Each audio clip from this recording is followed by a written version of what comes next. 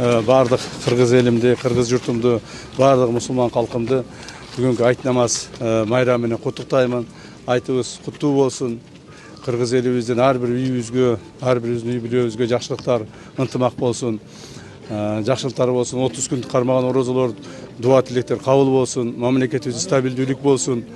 Алла Тағаланың разышылығы үшін ушул бүгінгі айт намазының урматына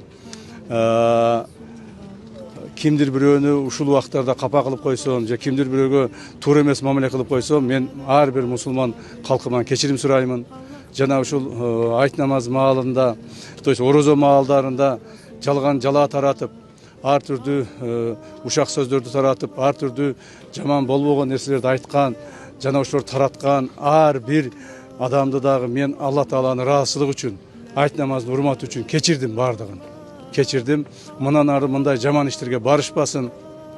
Жаман сөздөрдү, туура эмес маалыматтарды таратышпасын. Жүрөгүнө иман берсин алардын дагы. Алла Таалам ар бириңизден ыраазы болсун. Майрамыңыздар менен, урматтуу мусулмандар.